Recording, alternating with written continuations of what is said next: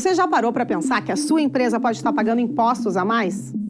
O nosso sistema tributário é bem complexo e é comum as empresas pagarem mais do que o devido. Saiba que é possível recuperar os valores dos últimos 5 anos e reforçar o seu caixa. A Fortus Tax é especialista no assunto e já ajudou muitas empresas nos seus 18 anos de atuação. E o mais importante, você só paga pelo serviço depois que o dinheiro estiver na sua conta. Fortus Tax. Pagar o justo é o nosso forte.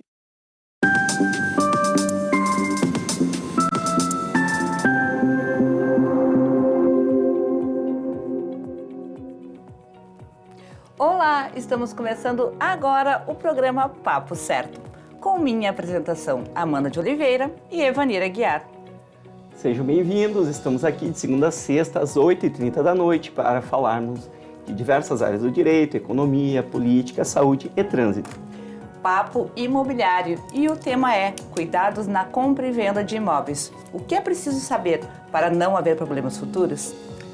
Estamos recebendo o Dr. Everton Tolfo, que é advogado, mestrando em Direito na URGS, diretor do Instituto de Direito e Economia do Rio Grande do Sul, especialista em Direito Imobiliário. Muito obrigado pela presença no Papo Certo. Muito obrigado, pessoal. Agradeço a Amanda e Ivanir. Espero que hoje a gente tenha um super bate-papo aí sobre direito imobiliário. Seja muito bem-vindo então, Dr. Everton. E você aí de casa pode saber mais sobre este tema enviando a sua pergunta ou comentário através do nosso WhatsApp 51 30 29 80 80, que o nosso convidado vai responder aqui no programa. Fique aí, que já estamos voltando.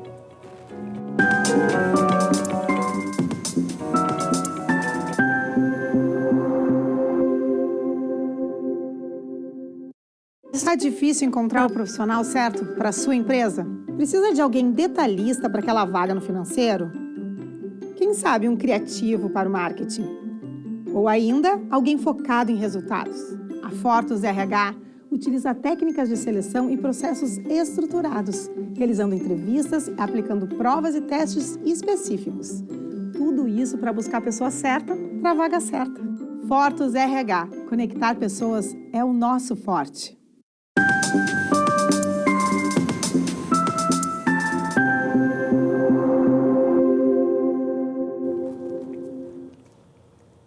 Estamos de volta com o Papo Certo e não se esqueçam que também estamos transmitindo o programa através do YouTube e Facebook. E vocês podem assistir e compartilhar através destas plataformas. Então, doutor Everton, para começar o nosso papo de hoje, o que é um contrato de gaveta e ele tem validade? Bom, para falar um pouco sobre o contrato de gaveta, ele é um compromisso de compra e venda, talvez seja o documento mais utilizado dentro do direito imobiliário e, obviamente, ele tem a sua validade, ele não transfere a propriedade, não sai no nome de uma pessoa, só com ele transfere para outra, precisa de uma escritura pública. Mas, obviamente, é um documento muito importante, porque caso não ocorra a escritura pública, é com ele que a gente consegue, através de instrumentos jurídicos, né, através de ações judiciais, fazer com que uma ordem judicial transfira, caso não ocorra a escritura pública de compra e venda. Por que o nome contrato de gaveta? Um contrato de compra e venda é um documento jurídico muito normal, mas por que este nome, contrato de gaveta? Justamente porque ele é um compromisso de compra e venda, ele não é uma escritura pública, e justamente esse é um documento que é feito entre as partes, entre os privados, né? E antigamente se guardava ele em gaveta, né? Hoje um contrato eletrônico não se guarda mais em gaveta, então se guarda na nuvem. Poderia hoje ser até um contrato de nuvem, né? E não mais de gaveta. De gaveta. Boa essa. Doutor, e quem compra um imóvel, mas não transfere a sua titularidade, o que deve ser feito? Bom, quando não ocorre a transferência do imóvel, vai ficar, obviamente, o nome do antigo proprietário ainda esse imóvel. E aí são diversos riscos, né? Um deles, por exemplo, é o falecimento do antigo proprietário, e aí vamos passar por um custo, uma situação diferente, que é o inventário do antigo proprietário. Isso causa toda uma confusão e custos judiciais, custos para a burocracia, às vezes até do próprio inventário, com advogados, para poder fazer esse inventário. Então, quando não ocorre a transferência desse imóvel de imediato para o comprador, existe um risco muito grande aí que ele possa ter um custo, um prejuízo maior lá na frente. Por isso que, se tiver condições, já faz essa transferência que vai ter uma segurança jurídica maior, com certeza. Então, quem não faz a transferência imediato corre esse risco. Esse contrato de gaveta que a gente falou antes, então, ele tem um grande risco, que é exatamente esse. Quem vendeu, se falecer, perde aquela validade. Talvez tenha que entrar no inventário. Interessante. Perfeito. E qual é o custo, então, para passar o imóvel para o nome do novo proprietário?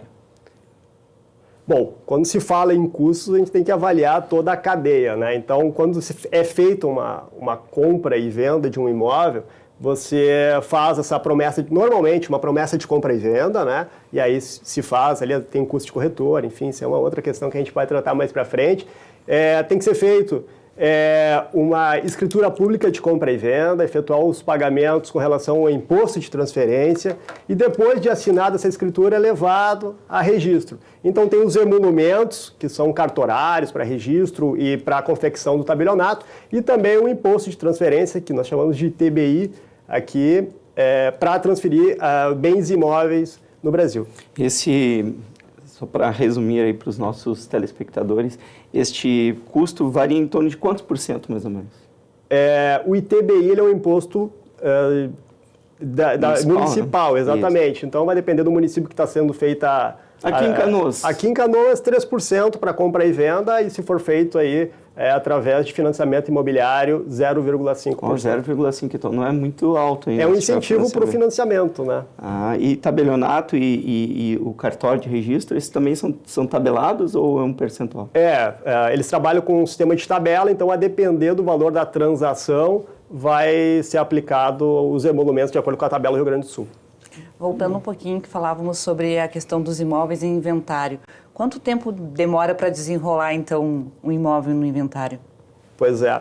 Aqui no Brasil nós evoluímos bastante já com relação a esse assunto. Nós antigamente fazíamos inventário somente de forma judicial. Então, às vezes, o inventário, esses dias eu peguei no escritório lá, já em andamento, de 20 anos, né? Quando tem essa briga jurídica. Que tem 28 anos, doutor. Então, aí tem essa situação. Mas hoje, quando existe uma harmonia entre os herdeiros, é possível ser feito, se não existe menores, né? No próprio tabelionato de notas. Isso aí a gente está falando aí de um tempo de 45 dias, se estiver bem ajustado. O meu é um caso bem fora da curva, tá? A gente cuida, porque tinha dívidas tributárias, herança de empresas, então teve uma situação difícil. Mas 45 dias, então, em média. Mas esse caso de fazer direto no tabelionato são imóveis de teto, né? De até R$1 milhão, algo assim. Não tem um teto de valor? Não, nós temos no tabelionato em si algumas questões, por exemplo, o incapaz, né, que tem que ser observado lá pelo Ministério Público, daí esse imóvel vai ter que ser obrigatoriamente passar pelo judiciário, tá? Mas com relação ao valor, em tese, não teria nenhum problema quanto a isso. A questão é que não pode ter menores, não ter incapaz e os herdeiros têm que estar em harmonia, não pode ter briga. Se tiver briga, não tem como ser feito no tabelionato. Esse é o grande problema, né? Até porque todos têm que estar lá juntos para assinar, né? Então, sim, tem que ser de acordo, realmente. Mas a gente às vezes fica brigando por algumas questões na herança, né? Mas se for ver o custo que tu tem de tempo e dinheiro, às vezes vale a pena tu entrar em harmonia com quem daqui a pouco tu dá um pouquinho menos. Exatamente. E desenrolar de uma vez. É verdade. Então, e se o imóvel está lá nos itens do inventário, é possível fazer a venda antes de ter a partilha? Esse é um assunto também bastante polêmico, né? Mas com um alvará judicial, que nós chamamos, se for um processo judicial, é possível. E no tabelionato, antes mesmo de ser feito o inventário, nós tem um documento que nós chamamos de cessão de direitos hereditários, que é feito entre o comprador, para ele ter uma segurança que ele está pagando e já está recebendo os direitos daquela herança, e depois ele mesmo vai poder promover esse inventário sobre esse imóvel. Então, esse é um instrumento que acaba facilitando a segurança jurídica e, às vezes, facilitando o próprio negócio, num imóvel que está lá parado, gerando despesas, né? E a gente já consegue encaminhar essa compra e venda de uma forma mais segura. Então, é possível pedir para o juiz, por exemplo, se for judicial, para ele liberar a venda daquele imóvel, mesmo antes? É possível, obviamente o juiz vai consultar as partes também, eles estão todos de acordo, mas ele tem total autonomia, se julgar necessário, né, para liberar aquela venda ali através do alvará judicial. Sabemos assim temos conhecimento de muitos golpes também. Quais seriam as dicas para que eles possam ser evitados, doutor? A questão do golpe é o que tem acontecido de uma forma até um pouco mais agressiva agora com os imóveis. Muitas pessoas vendendo imóveis que não têm direito sequer, têm propriedade, sequer conhecem direito ao imóvel, né? E vendendo por um valor muito baixo. Então, isso acaba sendo um atrativo. Em Canoas, nós passamos alguns casos ali pelo escritório que estamos tentando retomar, mas é uma situação bastante difícil. Então é importante saber a procedência daquele imóvel, verificar quem é o real proprietário e, se possível, se tiver condições, a gente está tratando do imóvel, às vezes, da vida da pessoa, né? Ter profissionais qualificados, saber com quem é que está fazendo essa negociação é de extrema importância para não ter nenhum tipo de prejuízo e não cair em golpes. Esses golpes, tu pode citar para a gente qual é o mais comum que já apareceu lá pelo escritório? É a locação, que depois tenta vender? Como funciona? O que tem acontecido é o contato feito já por pessoas que são especialistas, às vezes, em golpes, né? Vão lá, apresentam um imóvel, às vezes nem entram no imóvel para a pessoa, diz que um imóvel lá de 300 mil, ali está precisando do dinheiro, está vendendo a 100 mil, já pede uma entrada de 20 mil reais, a pessoa acaba se apaixonando pelaquela negociação, né? É claro que existe uma pressão, tem que fechar, e aí as pessoas acabam depositando 20, 25 de entrada para não perder o negócio e está feito o golpe. E aí some. Somem depois. Não, né? É o proprietário real. Não, depois se verifica que o proprietário aparece, fala, eu não sei quem é que fez a negociação, não estou vendendo esse imóvel, estou muito bem, obrigado, e se verifica que é um golpe. Olha aí.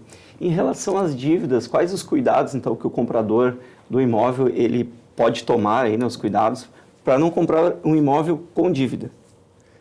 Sim, essa questão nós chamamos no direito e na economia também, né? Para não comprar um abacaxi, na verdade.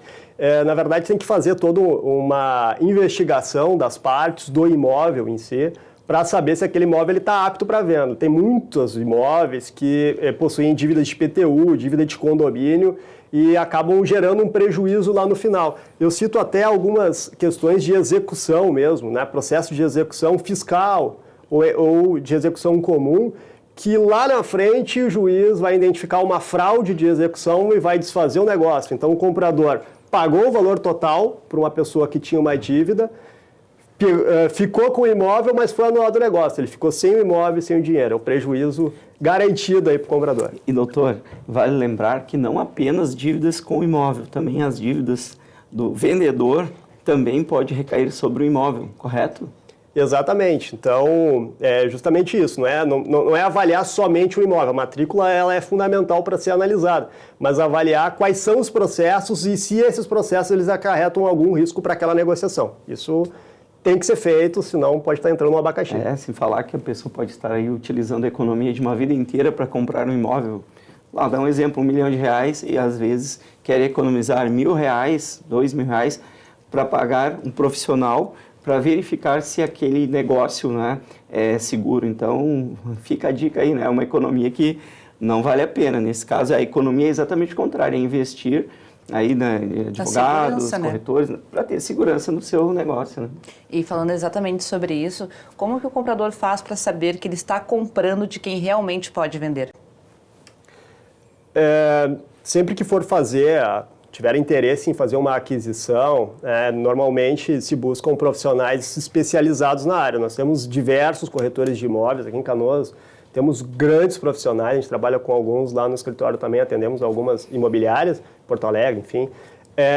Então, saber quem é aquele profissional, se realmente ele está no mercado, se ele possui um jurídico por trás dele, porque, obviamente, a gente sabe que corretores de imóveis eles têm uma especialidade diferente, que é a venda do imóvel, né? E se tem um corpo jurídico por trás, aquilo ali dá uma segurança, porque é toda feita uma investigação, é feito um bom contrato para amparar as duas partes, não é o vendedor nem o comprador, o negócio tem que ser perfeito. Muito bem. E quem adquire um imóvel, logo em seguida começa a aparecer aqueles mofos, infiltrações. Tem algo que o proprietário que vendeu anterior tem que fazer? Pois então, essa é uma das grandes questões que o direito tem trabalhado, né? Quando se trata de imóvel na planta, que incide aí o Código de Defesa do Consumidor, existe já um entendimento majoritário do nosso Tribunal de Justiça de que, obviamente, o incorporador, a construtora, ela tem o dever de entregar ou sanar aqueles problemas oriundos do imóvel. Porque muitas vezes você entra no imóvel e não identifica que existe alguma infiltração, algum problema dentro daquele imóvel. Então nós chamamos isso de vícios ocultos. O consumidor, que não é especialista, né, somos nós, não entendemos às vezes sobre construção, não identificamos esses problemas. Vamos só depois, quando estamos morando naquele imóvel, identificar alguns defeitos naquele bem. E aí, obviamente, a construtora vai ter que sanar esses problemas. Tem que cuidar que existe um prazo para isso, para entrar com processo, para reclamação. Se perder o prazo, também perde o direito. Mas isso em casos de imóveis novos, né? Como tu falaste na planta que tu compras. E no caso de imóveis que já são usados? Esse talvez seja o tema mais polêmico, tá? Quando se trata de imóveis usados entre privados, que é feita essa negociação, normalmente a pessoa entra no imóvel e identifica eventuais infiltrações ou eventual defeito. A questão é verificar quem é que entregou. Se aquele imóvel foi entregue com defeitos e não teve nenhum tipo de modificação, o vendedor vai ter que arcar com aquele custo porque era um defeito que não era aparente, foi identificado depois.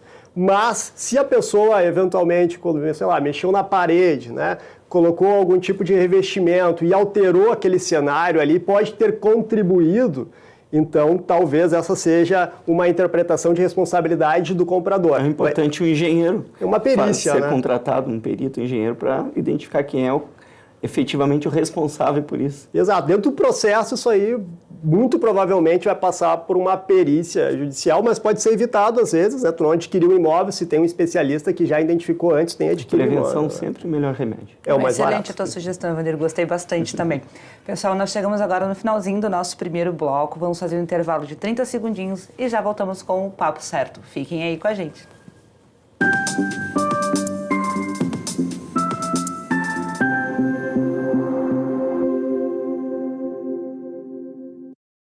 Em tempos de juros altos, margens reduzidas e incertezas, rever estratégias é fundamental para manter o seu negócio competitivo.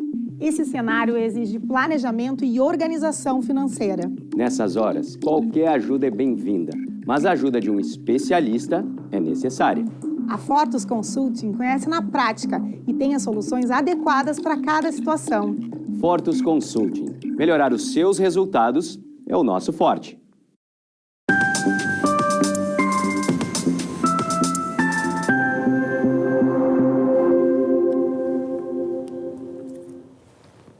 Voltamos e também estamos transmitindo o Papo Certo pela Rede Litoral de televisão, através do canal 6 da NET Claro Litoral e também no canal 521 NET Claro e 513 da Vivo. Doutor Everton, quanto custa mais ou menos para se transferir para o nome um imóvel de mais ou menos R$500 mil comprado? Perfeito. Como na transação imobiliária existem esses custos, né? A gente vai ter, então, aí, se for uma transação livre de financiamento, os 3%. Esse valor ele é tabelado, então o valor ele tem que ser, o imóvel ele tem que estar avaliado pela prefeitura lá sobre esses 500 mil.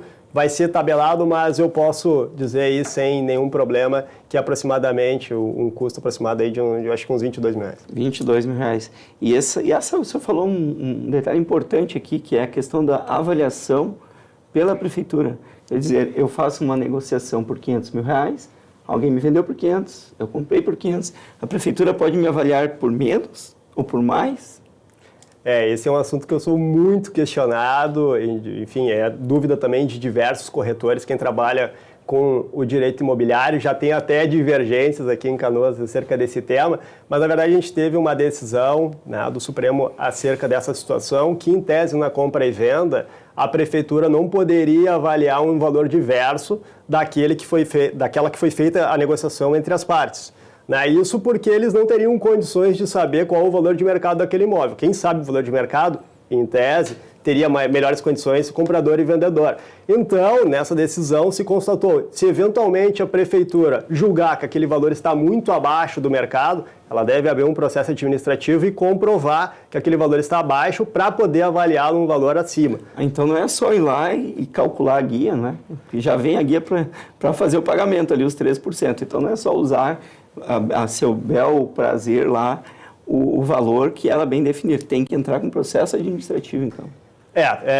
Se eventualmente ocorrer essa situação, é possível impugnar, né? É claro que existe um custo do tempo, que às vezes tem que impugnar, esperar o retorno, mas também existe toda uma discussão jurídica que isso aí possa ser resolvido dentro do processo judicial, né? Já como foi o entendimento do Supremo, mas isso aí está tudo ainda um pouco embolado, a gente está discutindo. Mas não é só aceitar, com certeza. Tem recurso. Agora, falando um pouquinho sobre aluguéis, comprar um imóvel alugado pode dar algum tipo de problema? Então, quando se trata da lei de locações, tem algumas, podemos dizer, algumas defesas, então, do próprio locatário. Ele tem alguns direitos que devem ser preservados, como o próprio direito de preferência à aquisição daquele imóvel. E, então, se não notificar ele para dar esse direito de preferência, ele pode sair prejudicado e depois anular o seu negócio lá na frente, né? Ou ainda assim, se eventualmente não foi exercido, se tu comprou um imóvel e não calculou como é que se esse locatário ele vai desocupar ou não esse imóvel numa boa, tu pode estar adquirindo um imóvel que vai te dar um problema de custo de dinheiro, de advogado, que vai ter que entrar na justiça aí para poder fazer esse despejo lá na frente. E realmente acontece. Sim. Importante a orientação jurídica nesse caso, mais uma vez, a prevenção, né? E quem vende parcelado, ele tem alguma garantia de que vai receber todo o valor do imóvel? Então, quando se fala de compra e venda de imóvel parcelado, principalmente quando já vai ocorrer essa escritura, muitos não sabem, mas é possível incluir o que nós chamamos de cláusula resolutiva, que é uma garantia no contrato de que o vendedor ele vai transferir o imóvel com essa cláusula de garantia dentro da própria escritura, mas se eventualmente o comprador ele não pagar o valor que foi combinado dentro do prazo que foi estabelecido, é possível acionar essa cláusula resolutiva aí para devolver o imóvel para o vendedor. Cláusula resolutiva. Sim. Muito bem, bem importante. Sempre teve, doutor? Ou é novidade essa cláusula resolutiva? Ela acabou tendo agora uma maior utilidade dentro dos contratos imobiliários, mas ela ainda acaba sendo algo mais de conhecimento dos especialistas na área, né? E só uma questão que eu acho que é importante, por mais que se inclua essa cláusula resolutiva, tem que saber como é que tu vai tirar ela depois lá com o termo de quitação. Muitas pessoas fazem um recibo normal, né? Paguei, ele recebeu o valor do fulano de tal lá. E não é isso, né? A cláusula resolutiva ela tem que atender os requisitos do registro de imóvel, que nem a descrição da própria matrícula, né? Tem que constar que tem a cláusula resolutiva na matrícula. Tem que constar na matrícula, constar no recibo e por que está sendo feito aquilo ali. O nosso registro de imóveis de Canoas é um dos mais exigentes e não é que eles sejam pessoas chatas, né? Realmente eles cumprem a lei, são legalistas e eles estão completamente corretos. Tem advogados como o senhor que vai lá e exige isso, e aí vira prática. Exatamente. Tem que saber qual é a exigência deles para cumprir com o documento correto e não ter nenhum tipo de problema lá na frente. Então aí quem está vendendo, parcelado, cláusula resolutiva. Eu quero aproveitar que nós temos ainda uns 7 minutinhos de programa e te perguntar o que é o uso capião e se o imóvel em uso capião ele pode ser vendido. Essa é uma questão também muito importante, né? Canoas até agora tem um número menor de imóveis com uso capião, já Santa Rita, por serem imóveis às vezes rurais, aí nós temos um número maior, né? Mas essas transações elas ocorrem na prática, né? A questão que tem que ser identificada ali é verificar se essa pessoa de fato, né, a dificuldade é saber se ela tem a posse desse imóvel, se ela entrou com realmente o uso capião e quais são as probabilidades dela conseguir esse direito de propriedade, porque a uso capião ela é uma ação de aquisição de propriedade. Então tem que ser analisado esse cenário, não sair comprando aí de qualquer forma o imóvel só porque a pessoa está lá, porque eventualmente tu pode ter alguns tipos de problema na frente. Para quem está nos assistindo em casa e não sabe o que é um uso capião? A uso capião, ela é uma ação, então, para aquisição de propriedade. Então, se você está morando lá, às vezes até com contrato de gaveta não, mas não foi feito contrato de gaveta, você só comprou a posse, foi passando de uma pessoa para outra, não teve transferência imobiliária, ela serve para fazer essa regularização desse imóvel, colocar esse imóvel. A gente fala só de áreas invadidas ou também acontece, por exemplo, não houve um inventário e a partilha de terras, e aí eu tenho o direito, vou lá e vendo para um terceiro, e já se passa 5, 10 anos, tem um prazo mínimo para caracterizar a posse, né? Porque é necessário comprovar a posse, não é mesmo, doutor? Sim, quando se fala de uso capião, nós temos diversas modalidades, então temos que saber em qual modalidade nós estamos enquadrando aquela situação para uso capião, tá? Quando se fala de uso capião, não é a minha solução favorita, porque hoje nós temos uma média no Brasil de tempo de tramitação no processo judicial de uso capião de uns 15 anos, mais ou menos. Anos. É a média do Brasil, tá? Não quer Teve dizer... um processo, eu morei no bairro Glória, em Porto Alegre, por um tempo, e a prefeitura fez um plano de regularização fundiária de toda uma região da bairro Glória, e naquele processo houve toda uma movimentação ali da sociedade, não é? Em que envolveu a prefeitura, entrou aí a questão judicial, em que houve também todo o levantamento topográfico, porque é necessário, né, fazer toda a identificação de limites, enfim. E foi um processo que levou em torno de 2 anos, 1 ano e meio, 2 anos. Então foi rápido. Quando os municípios ou órgãos públicos se juntam para fazer uma regularização de área, tende a ser mais rápido, não é mesmo, doutor? Eu lembro também que a uso capião ela não serve para imóveis da União, do município, né? Então serve entre privados. Essa regularização que tu comentaste, Privado. Que ela, quando existe um esforço também do próprio município, né? Foi uma família que tinha toda uma área e nunca fez a venda, contrato de gaveta, ou na nuvem hoje, né? E não fez a transferência efetiva das propriedades, né? Então, depois era impossível fazer lote a lote, porque foi sendo vendido, né? E aí sim que a prefeitura entrou com ação e conseguiu aí num prazo recorde, né? Para conseguir essa regularização. Mas é muito importante o uso capião. E imóvel rural é mais comum ou imóvel urbano? Depende muito da área. Nós trabalhamos, por exemplo, com algumas imobiliárias lá de Gravataí, Santa Rita também, que é o boom agora da área rural que está tentando se urbanizar. Por invasão ou por não ter havido efetivamente uma transferência? O que é mais comum? A maioria está sendo tratado, às vezes, de imóveis privados, que são grandes áreas rurais, né, que estão sendo desmembradas, mas estão tentando ser urbanizadas, não deixando de ser rurais, né? Então, nessas áreas acabam sendo privadas, mas, ao mesmo tempo, pode ser que tenha problemas relacionados ao município. Entendi. Muito bem. 3 minutinhos, então, continuando, Evanir. É permitida a compra de imóvel e a propriedade ser de um único filho? Comprei um imóvel, tenho 2 filhos e quero passar apenas para um. Pois é, essa questão às vezes de beneficiar ou não, né, um filho apenas fazer a venda, vai precisar aí da anuência dos demais para poder fazer essa transação, senão ela pode ser anulada lá na frente por algum dos outros filhos ou herdeiros, obviamente. Mas é fácil? Legal? Legal deve observar só a questão dos requisitos legais para fins de anuência e autorização dos demais herdeiros filhos, né? Certo. E mais uma perguntinha. Quem é casado pode vender um imóvel próprio sozinho ou precisa da assinatura do cônjuge? Perfeito. Eu vi que vocês também tiveram já alguns convidados que falaram sobre regime de bens, e aí, nesse caso, vai depender do regime de bens mesmo. Nós temos uma outra questão que é a união estável, né? Que essa, sim, é um tema polêmico, se precisa ou não a anuência do cônjuge nessas compras e vendas. Eu vou deixar, de repente, para um outro bate-papo, porque esse é um assunto que vamos longe. Mas o ideal é que sim. A segurança, se não puder, custa, né? Assina, tem que colocar para assinar para evitar qualquer tipo de problema e reclamação lá do prejudicado na união estável. Mais uma dica aí para quem está fazendo a compra, não é? Para ter a garantia, né? Parece muitas vezes muito comum que a pessoa é solteira no seu estado civil. Mas vai verificar, redes sociais, doutor, que hoje em dia é muito usado, a pessoa é casada. Né? Então, aí, mais uma vez, procurar ter a segurança jurídica quando se estiver fazendo a compra de um imóvel. Afinal de contas, uma vida inteira, como eu disse, economizando para chegar nesse momento e não ter uma garantia que, às vezes, custa muito pouco. Tem uma pergunta aqui de um telespectador, ele quer saber se ele, como pessoa física, ele pode retirar o registro de imóveis, ele mesmo, ou ele precisa de um advogado ou um corretor para ter o acesso ao documento?